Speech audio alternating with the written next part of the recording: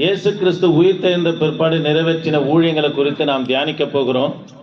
அதுக்கு முன்பதாக ஒரு சில காரியங்களை உங்களோடு பேசும்படியாக விரும்புகிறேன். யோவான் சுவிசேஷ புத்தகம் கொஞ்சம் வேகமாக வாசிக்கலாம். யோவான் சுவிசேஷ புத்தகம் 19ஆம் அதிகாரம் 39ஆம் வசனத்தை கொஞ்சம் வாசிக்கலாமா? ஆரம்பத்திலே ஒரு ராத்திரியில் இயேசுவினிடத்தில் வந்திருந்த நிக்கோதேமு என்பவன் வெள்ளை போலமும் கரிய போலமும் கலந்து 100 ராத்தல் கொண்டு வந்தான். சரி, இங்க கவனிக்கலாம். எல்லாரும் பாக்குறீங்களா? கவனிங்க. திரும்ப வாசிங்கம்மா. ஆரம்பத்திலே கவனிக்கலாம். ஒரு ராத்திரியில ஆரம்பத்துல நிக்கோதேமு, இவர் யாருன்னா யூத போதகனும் யூத போதகனா இருக்கிற இந்த பரிசேய நிக்கோதேமு எங்க வர்றன்னா, ஒரு நாள் இரவுல புறப்பட்டு வரார். புறப்பட்டு வந்த பிற்பாடு அவருக்கு பரலோகம் போக வேண்டிய சத்தியத்தை கர்த்தர் சொல்லிட்டாரு. அது சொல்ல போனா நேரம் ஆயிடும். இந்த 21 ஜெபத்துல நம்ம பார்த்துருக்கிறோம். அதுக்கு பிற்பாடு எப்ப வராருன்னா, இயேசு கிறிஸ்து மரித்த பிற்பாடு வெள்ளை போலமும் கரிய போலமும் கலந்து, அதாவது கரிய போலத்தை கலந்து இயேசு கிறிஸ்துடைய சரீரத்துல பூசி, அந்த வஸ்திரத்தை வாசிங்கம்மா, வாசிங்க. இயேசுவின் சரீரத்தை எடுத்து அடக்கம் பண்ணும் முறைமையின்படி அல்லேலூயா. கவனிக்கலாம் தேவ பிள்ளைகளே. இயேசு கிறிஸ்துவுக்கு இவர் எதை கொண்டு வர்றாருன்னா, அவர் அடக்கம் செய்வதற்கு வெள்ளை போலமும் கரிய போலத்தையும் கொண்டு வர்றார். ஏன் இந்த வெள்ளை போலத்தை கரிய போலத்தை கொண்டு வர்றாருன்னா, யூத முறைமையின்படி மரித்த பிற்பாடு அவங்கள சுத்தமா அதாவது ஸ்நானம் செய்ய வைத்து அவர்களை தண்ணீர்னால சுத்திகரித்து உச்சந்தலையிலிருந்து உள்ளாங்கால் வரைக்கும் இந்த கரிய போலம் வெள்ளை போலம் எப்படி இருக்குன்னா கலந்த பிற்பாடு இந்த மைதா மாவுல செய்த பேஸ்ட் மாதிரி பசை மாதிரி இருக்கும். அதை பூசி பிற்பாடு வெள்ளை அந்த வெண்வஸ்திரத்தை நம்ம சுற்றுவாங்க. அதுக்கு மேலே இதை பூசி எடுத்து போய் கல்லர்ல வைப்பாங்க. எதுக்காக வெள்ளை போலம் கரிய போலத்தை பூசுறாங்கன்னா, தோலும் சரீரம் என்ன சில நாள் கெடாம அது என்ன பாதுகாக்கும். எதுக்காக இந்த காரியத்தை யூதர்கள் செய்கிறார்கள் என்று சொன்னா, அன்பான தேவனுடைய பிள்ளைகளை, அவங்களுடைய நம்பிக்கை என்னன்னா, கவனிக்கலாம். இயேசு கிறிஸ்து மரித்த பிற்பாடு இப்ப நமக்கு வைக்கிற கல்லறை பாத்தீங்கன்னா 6 அடி நீளமும் 3 அடி அகலமும் தான் இருக்கும். ஆனா யூதர்கள் என்ன பண்ணுவாங்கன்னா, தங்களுக்கென்று தங்களுடைய சந்ததிக்கென்று ஒரே ஒரு கல்லறை தான் தங்களுடைய, அதாவது நிலத்திலேயோ அல்லது தங்கள் வீடுகளுக்கு பின்புறத்துல என்ன பண்ணா வெட்டி வச்சுக்குவாங்க. எல்லாரும் கவனிக்கிறீங்களா? வெட்டி வைப்பாங்க. அது எப்படி இருக்குன்னா, இந்த வாசல் வழியா, இதான் ரோடுன்னு வச்சுக்கேன், இந்த வாசல் வழியா ஸ்டெப்ஸ்ல வந்து இங்க அந்த மேடை மாதிரி இருக்கும். அதுல என்ன பண்ணா கழட்டிட்டு போயிடுவாங்க. இந்த கல்லை எடுத்து மூடிட்டாங்கன்னா உள்ளதான் இருக்கும். இததான் சொல்லப்பட்டு இருக்குது. அவனுடைய பிதாக்களுடைய கல்லர்ல என்ன பண்ணாங்களாம், அடக்கம் செய்யணும். ஒருத்தரை மட்டும் இதுல அடக்கம் செய்ய மாட்டாங்க. சந்ததியாகவே அதே கல்லர்ல தான் நம்ம அடக்கம் செய்வாங்க. தேவ பிள்ளைகளே, அதுக்கு என்ன செய்வாங்கன்னா, வெள்ளை போலம் கரிய போலத்தை பூசுவதற்கு காரணம் என்னன்னா, அந்த 3 நாள் அளவு மரித்தவனுடைய ஆத்துமா எங்க இருக்குன்னா அந்த கல்லறைக்குள்ளவே நம்ம சுத்திக்கிட்டு இருக்கோம். ஆகவே அதுக்கு ஒருவேளை அந்த ஆத்துமா திரும்ப அந்த சரீரத்துக்குள்ள போகுமானா, அந்த சரீரமானது கெடாது இருந்ததுன்னா அவங்க உயிர் எழுவதற்கு அது லகுவா இருக்குமே என்று சொல்லிதான் இந்த காரியத்தை நம்ம யூதர்கள் முறைமையை நம்ம செய்தாங்க.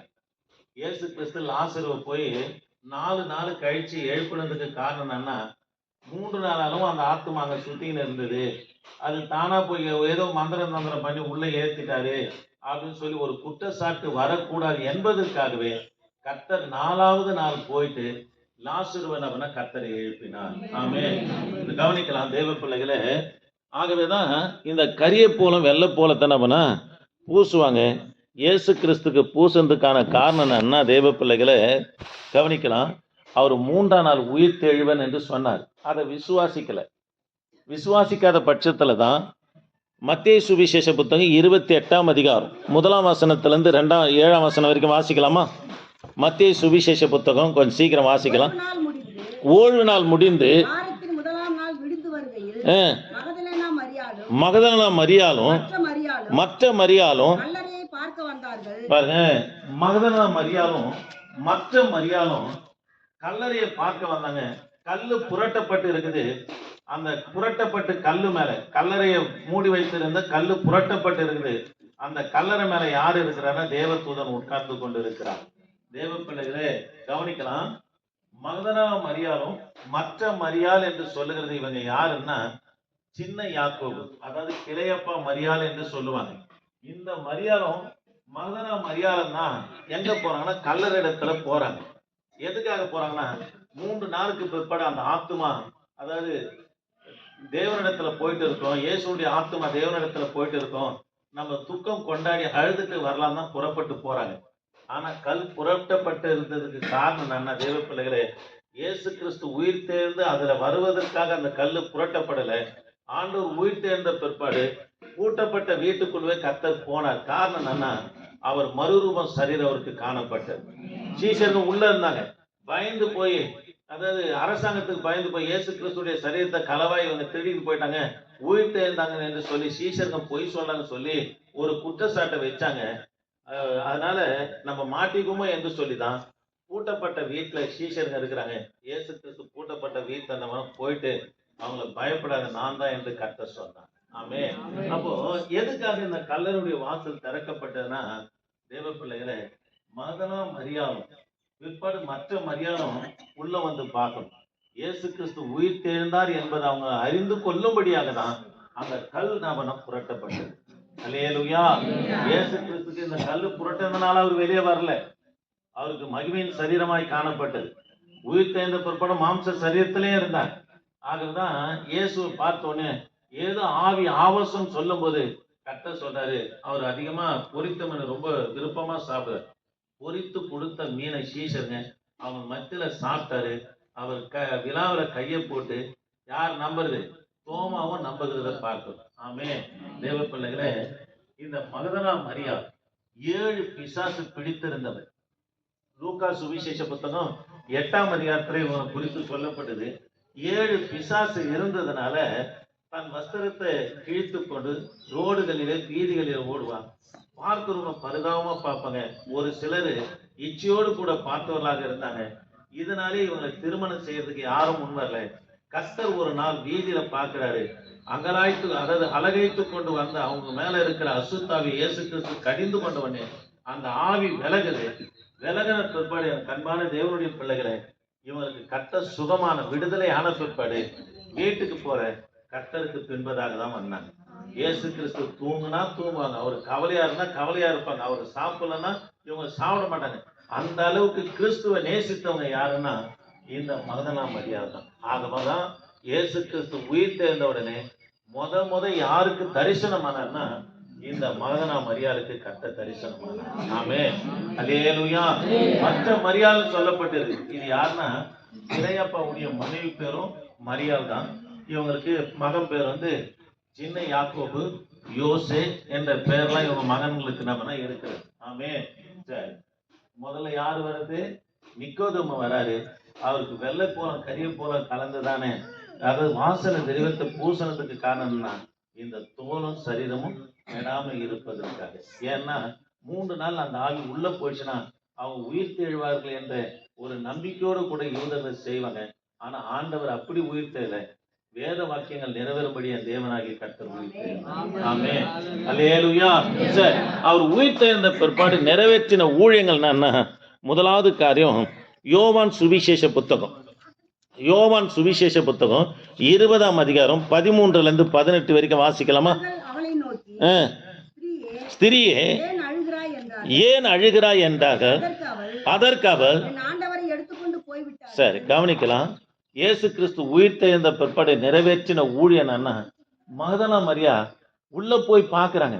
கல் புரட்டப்பட்டதுக்கு காரணம்னா இயேசு கிறிஸ்து உயிர் தெழுந்தார் என்பதற்கு இவங்க பார்க்கணும் என்பதற்காக கர்த்தனவன்னா தேவதூதர் கல்லை புரட்டி வைக்கிறாங்க.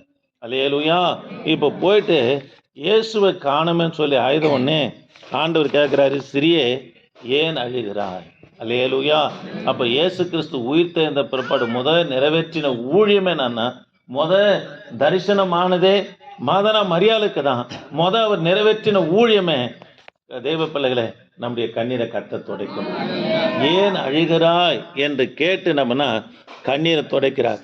நம்ம கண்ணீரை துடைக்கணும்னா ஆண்டுடைய பிள்ளைங்க என்ன செய்யணும்னா, ஏசாயா தீர்க்கதரிசன புஸ்தகம் 30ஆம் அதிகாரம் 18 19 வரைக்கும் வாசித்து பார்ப்போம்னா, அதனால எனக்கு இந்த பிரச்சனை இருக்குது, அந்த பிரச்சனை இருக்குது, யாரும் என் கண்ணீரை காணல, என் அங்கலாய்ப்பை கேட்கல, என் துக்கத்தை விசாரிக்கல, யாரும் என்னை பார்க்க வரல, நீங்கள் அழ வேணாம், கர்த்தர் உங்கள் கண்ணீரை துடைப்பார். ஆமே.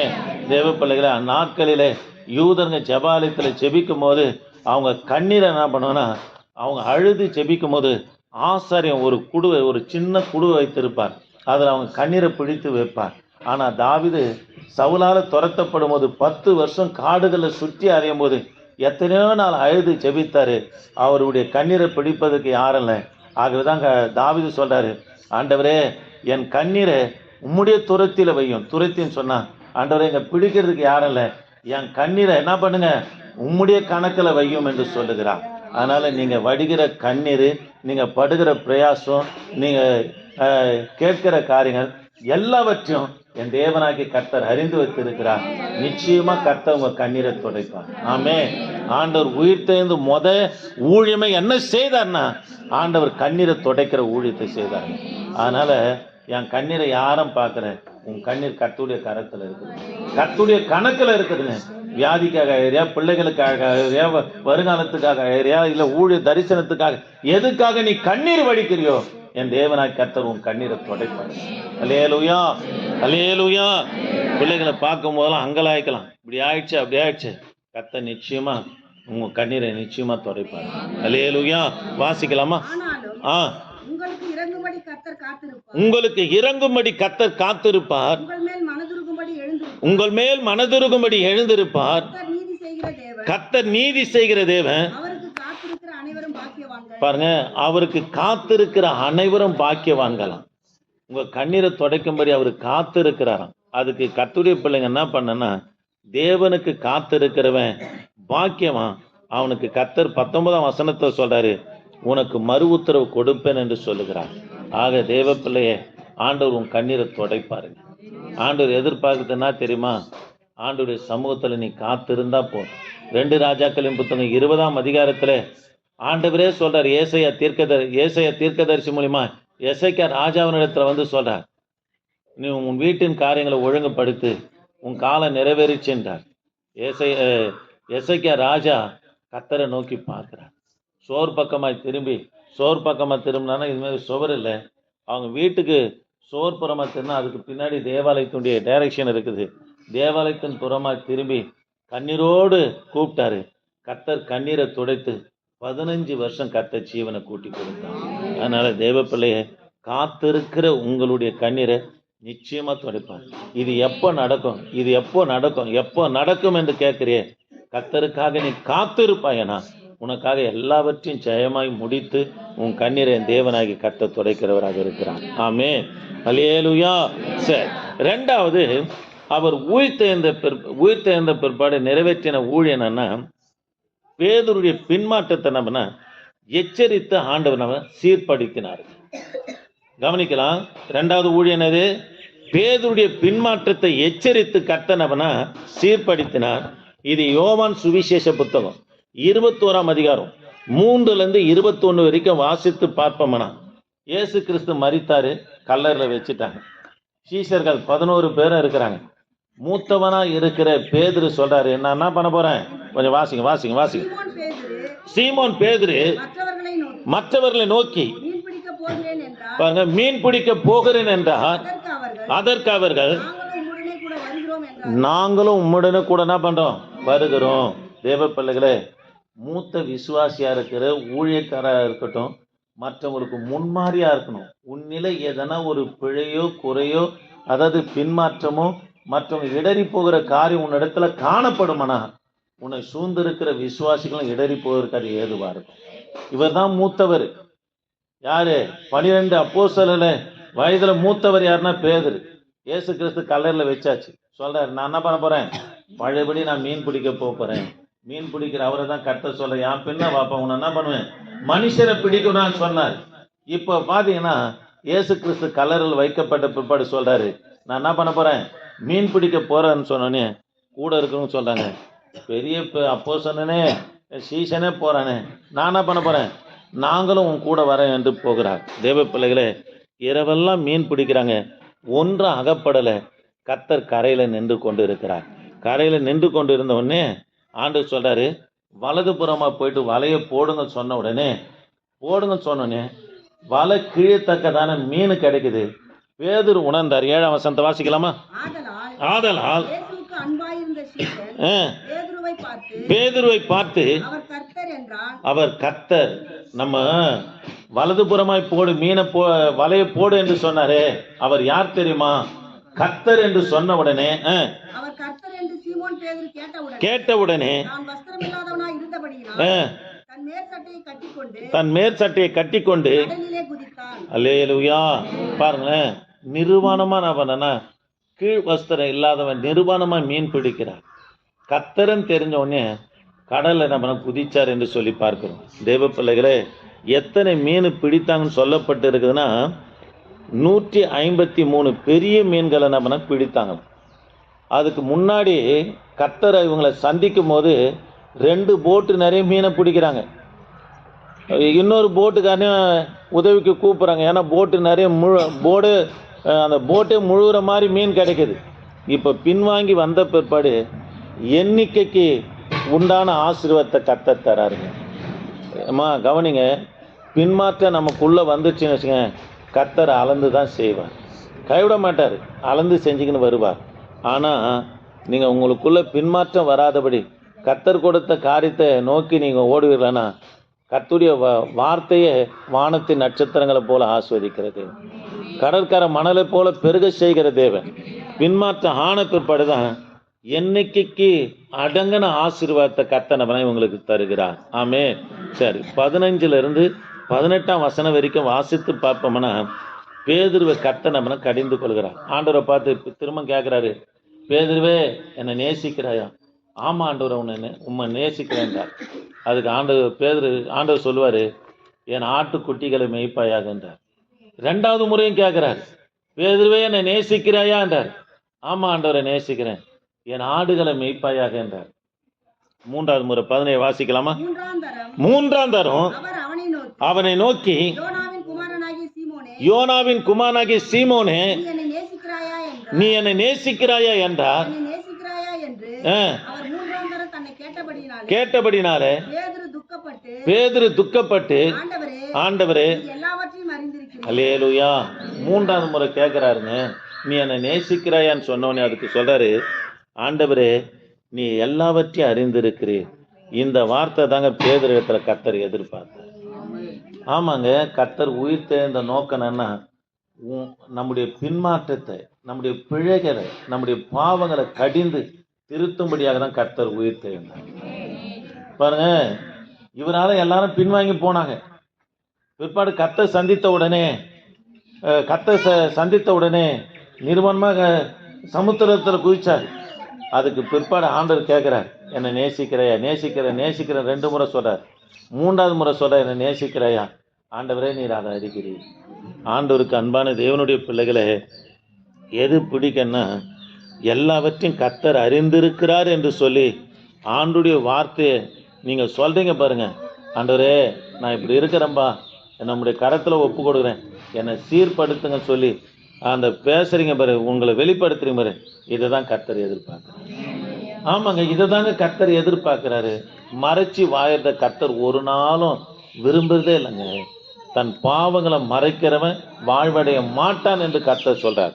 அதனால ஆண்டவர் உயிர் தேர்ந்த பிற்பாடு 2வது ஊழியம் என்ன ஊழியத்தை செய்தார்னா, பேதுடைய பின்மாற்றத்தை எச்சரித்து கர்த்தர் நம்மளை சீர்படுத்தினார். 2 முறை கேட்டார், ஆமா ஆண்டவரை நேசிக்கிறேன்டார். 3வது முறை கேட்ட உடனே, ஆண்டவரே, நீர் இதை அறிந்திருக்கிறீர். இந்த வார்த்தையை தாங்க பேதுரு இடத்துல கர்த்தர் எதிர்பார்த்தார். முழங்கால் படியிட்ட உடனே நம்மளை யாரும் முதல்ல கர்த்தருக்கு சொல்லணும், ஏசப்பா, நான் அப்படி இருக்கேன், என்னை கொஞ்சம் சீர்படுத்துங்கப்பா. நிச்சயமாக கர்த்தர் சீர்படுத்துவார். அந்த ஊழியத்தை தான் உயிர் தேர்ந்த பிற்பாடு கர்த்தர் செய்தார். தன் பாவங்களை மறைச்சி வாழ்கிறதுல கர்த்தர் சீர்படுத்தவே மாட்டாருங்க. அதான் பேதுரு இடத்துல இதை தான் எதிர்பார்த்தார். புரியுதுங்களா? ஆண்டவரே இதை நீர் அறிவீர், இதை நீங்க அறிவீர், இதை அறிவீர்னு சொன்னோன்னே கர்த்தர் ஆண்டவர் என்ன பண்ணனா, இனி என்ன பண்ணுவேன், ஆடுகளை மெய்ப்பாயாகன்னு சொல்லி கர்த்தர் ஊழியத்தை கொடுக்குறார். அதனால தேவ பிள்ளைகளை, ஆண்டவர் உயிர் தேர்ந்து 2வது நிறைவேற்றின ஊழியம் என்னன்னா, பேதுடைய பின்மாற்றத்தை என்ன பண்ண, சீர்படுத்தினார். அப்போ கர்த்தர் ஏன் சபையில பேசுறாரு, ஏன் பாவத்தை குறித்து கர்த்தர் எச்சரிக்கிறார்? கோபம் வரலாம். தேவ பிள்ளையை, ஆண்டவர் உயிர் தேர்ந்த 2வது நோக்கம் என்னன்னா, உன்னை என்னை சீர்படுத்த முடியும். ஆமாங்க, அவருக்கு சீர்படுத்த முடியாதான் கர்த்தர் உயிர் தேர்ந்தார். ஆமே, அல்லேலூயா. 1வது காரியம், இயேசு கிறிஸ்து உயிர் தேர்ந்த நோக்கம் என்னது? உன் கண்ணீரை என் கண்ணீரை கர்த்தர் நிச்சயமா துடைப்பார். அவருடைய சமூகத்துல உட்காருங்க. யார் உனக்கு விரோதமாக ஏமினாலும், என்ன காரியம் நடந்தாலும், மருத்துவர்களால் சூழ்நிலையால் முடியாத காரியத்தை கூட என் தேவனாகி கர்த்தர் நிச்சயமா செய்வான். கர்த்தருடைய சமூகத்துல உட்காருங்க. 2வது, எதுக்காக கர்த்தர் உயிர் தேர்ந்தார்னா, உன் பின்மாற்றத்தை எச்சரித்து ஆண்டவர் சீர்படுத்த முடியும். அதுதான் பேதரிடத்துல கேட்குற, ஆண்டவரே நீர் என்ன பண்ணியிருக்கிறீர் அறிந்திருக்கு. ஒவ்வொரு நாளும் கர்த்தருடைய சமூகத்தில் இருந்து, ஏசப்பா என் காரியத்தை நீங்கள் அறிந்திருக்கிறீங்க. இதை தாங்க கர்த்தர் நம்ம இடத்துல எதிர்பார்க்குறேன். நீங்கள் அதை ஒப்புக்கொண்டு பாருங்க, உங்களை ராஜா மாதிரி கர்த்தர் வைத்திருப்பாங்க. மறைச்சு வாழவே கூடாதுங்க, அது ஆண்டவருக்கு பிடிக்கவே பிடிக்காதுங்க. நீங்கள் வெளிப்படுத்தினீங்கன்னா உன் பாவத்தை கர்த்தர் பூமி கீழே மறைக்கிறார். அல்லேலூயா. சரி, 3வது காரியம் இயேசு கிறிஸ்து நிறைவேற்றின ஊழியம் முடிஞ்சிச்சான்னு போய் பார்க்கணும். 3வது காரியம், லூக்கா சுவிசேஷ புத்தகம் 24ஆம் அதிகாரம் 13 31 வரைக்கும் நீங்க வாசித்து பார்ப்போம்னா, அன்றைய தினமே பாருங்க, இயேசு கிறிஸ்து உயிர் தேர்ந்த அன்றைய தினமே எங்க புறப்பட்டு போறாருன்னா, கலீலியாவுக்கு வந்து சீஷருக்கு தரிசனமானாரு. அதுக்கு பிற்பாடு எம்மா ஊருக்கு புறப்பட்டு போறார். எருசலேமிலிருந்து ஒரு 7-8 கிலோமீட்டர் தூரமா இருக்குது. எம்மா ஊருக்கு புறப்பட்டு போறார். நடக்கிற சம்பவத்தை பாருங்க.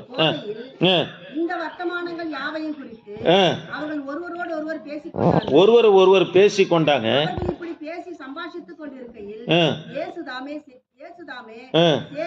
சேர்ந்து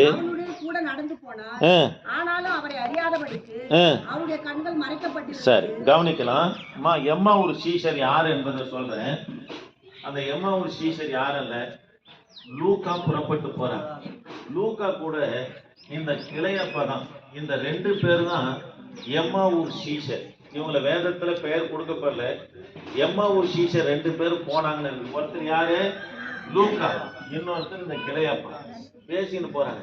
அவர் சொன்னபடியே உயிர் தேர்ந்தாரே என்று சொல்லி இந்த வர்த்தமானங்களை குறித்து பேசிக்கினே போகும்போது கர்த்தர் அவங்க கூட போறார்.